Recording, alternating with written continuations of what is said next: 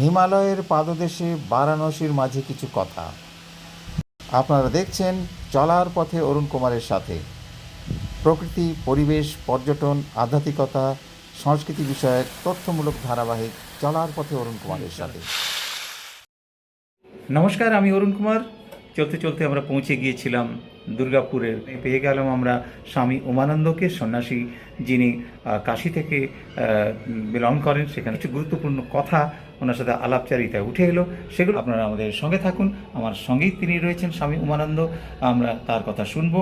সমস্ত শ্রোতাবৃন্দের উদ্দেশ্যে, দর্শকবৃন্দের উদ্দেশ্যে আমার সশ্রদ্ধ প্রণাম।